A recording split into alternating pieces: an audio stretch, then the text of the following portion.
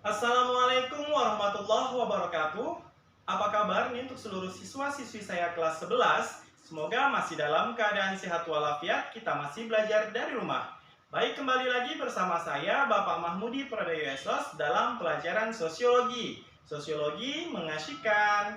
Nah, pada pertemuan minggu ini kita akan membahas mengenai pola hubungan antar kelompok dalam masyarakat. Untuk itu, saya harapkan kepada seluruh siswa-siswi saya agar dapat mengikuti video pembelajaran ini dari awal hingga akhir, supaya kalian dapat memahami materi ini secara sepenuhnya.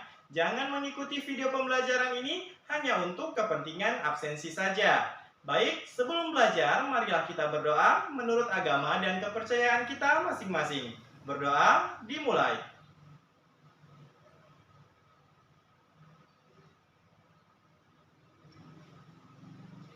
Amin. Langsung saja kita masuki ke dalam materi kita mengenai pola hubungan antar kelompok dalam masyarakat.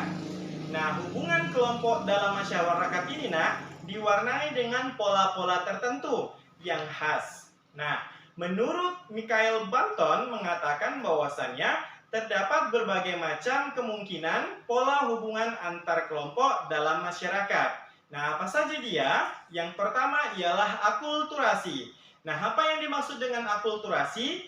Akulturasi merupakan percampuran di antara dua kebudayaan yang bercampur menjadi satu dan mereka tidak membentuk sebuah kebudayaan baru, yang mana mereka tetap mempertahankan kebudayaan masing-masing. Nah, di dalam proses akulturasi ini bisa terjadi yang namanya dekulturasi. Nah, yang dimaksud dengan dekulturasi ialah pemaksaan terhadap salah satu pihak untuk bisa mengikuti salah satu kebudayaan mereka, yang mana mereka ini dipaksa untuk bisa mengikuti kebudayaannya. Saya contohkan. Nah, saya orang Jawa, kemudian saya menikah dengan orang Batak. Kemudian orang Batak tersebut saya paksa mengikuti kebudayaan saya, sehingga istri saya mengalami yang namanya dekulturasi. Nah, dekulturasi ialah pemaksaan terhadapnya untuk bisa mengikuti kebudayaan saya. Nah, itulah yang dimaksud dengan akulturasi dan dekulturasi.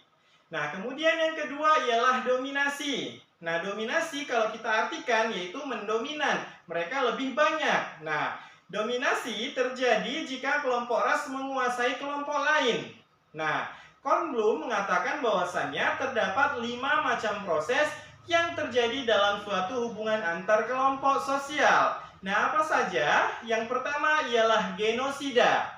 Yang dimaksud dengan genosida ialah pembunuhan secara sengaja dan sistematis terhadap anggota kelompok tertentu. Saya contohkan, misalnya Israel dengan Palestina. Israel membuat sebuah perancangan untuk bisa membunuh rakyat-rakyat Palestina sehingga mereka bisa menempati atau menduduki wilayah dari Palestina. Nah, pembunuhan yang sengaja ini merupakan pengertian dari genosida. Yang kedua ialah pengusiran.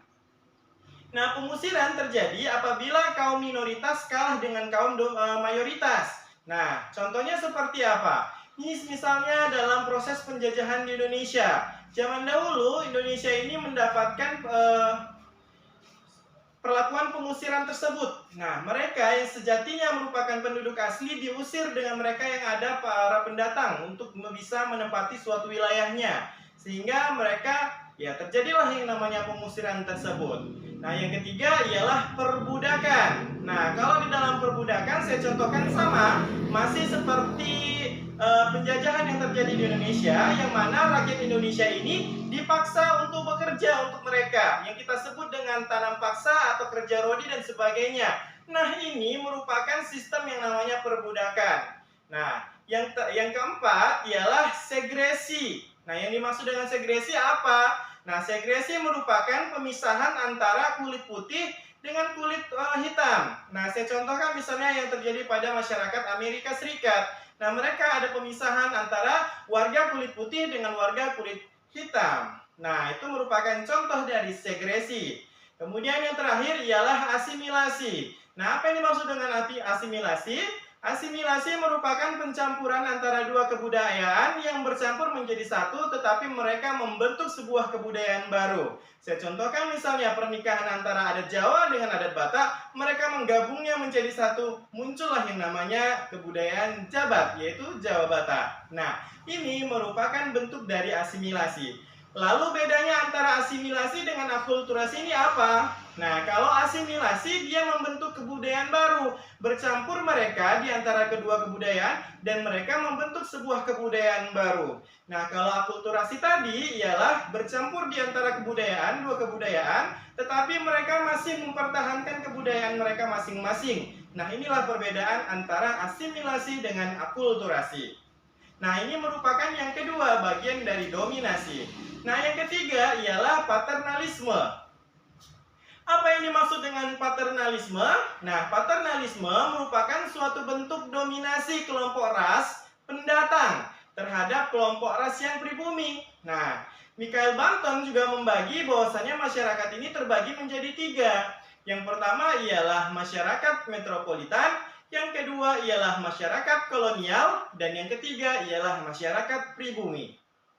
Nah, yang keempat ialah integrasi. Nah, yang dimaksud dengan integrasi itu apa? Integrasi ialah suatu pola hubungan yang mengakui adanya perbedaan dalam masyarakat, tetapi tidak memberikan perhatian khusus pada perbedaan tersebut. Nah, inilah yang dimaksud dengan integrasi, merupakan hubungan yang keempat. Nah, hubungan yang kelima ialah pluralisme. Nah, pluralisme merupakan suatu pola hubungan yang mengakui adanya persamaan hak politik dan hak perdata. Nah, akan tetapi pola hubungan itu terfokus pada kemajemukan kelompok daripada integrasi sosial tadi. Nah, menurut J.S. Furnival mengatakan bahwasannya masyarakat majemuk ini adalah masyarakat yang di dalamnya terdapat berbagai kelompok yang terjadi atau yang berbeda, tetapi tiap kelompok tersebut tercampur dan dia tidak berbaur. Mereka bercampur tetapi tidak membaur. Nah, inilah yang disebut dengan kelompok majemuk. Dan ada berpendapat bahwasannya ahli lain, kalau tadi, menurut Michael Banton mengatakan bahwasannya pola hubungan dalam kelompok masyarakat itu ada 5. Nah, ada ahli lain yang mengatakan bahwasannya pola hubungan antar kelompok dalam masyarakat ini terbagi menjadi 2. Nah, ini merupakan pendapat dari Stanley Lieberson yang mengatakan bahwasannya hubungan antar kelompok dapat terbagi menjadi 2. Nah, apa saja? Nah, yang pertama ialah pola dominasi kelompok pendatang atas pribumi. Nah, contohnya ialah kedatangan bangsa Eropa ke benua Asia. Nah, yang kedua ialah pola dominasi kelompok pribumi atas kelompok pendatang. Nah, contohnya adalah dominasi kelompok kulit putih terhadap Prancis atas kelompok pendatang, yaitu kelompok Aljazair atau kelompok Tiongkok. Nah, Lieberson di sini berpendapat bahwasannya suatu pola mempunyai atau kecenderungan untuk lebih berkembang ke suatu arah itu tertentu, pada dominasi cenderung mengarah pada pola-pola pluralisme. Nah, sedangkan pada pola akulturasi dan paternalisme ini cenderung mengarah pada pola integrasi. Nah, itulah dia tadi pola-pola hubungan antar kelompok dalam masyarakat. Menurut Michael Banton mengatakan bahwasannya ada 4, yaitu akulturasi, dominasi, paternalisme, ya kan? Kemudian integrasi dan pluralisme. Sedangkan menurut Stanley Lieberson mengatakan cuma ada 2, dominasi kelompok terhadap pribumi. Nah, kelompok pendatang terhadap pribumi, atau yang kedua adalah dominasi kelompok pribumi atas kelompok-kelompok pendatang. Cukup sekian pembelajaran kita pada minggu ini mengenai pola hubungan antar kelompok dalam masyarakat. Apabila ada hal-hal yang perlu ditanyakan, silahkan ditanyakan di dalam kolom komentar. Saya akhiri. Assalamualaikum warahmatullahi wabarakatuh.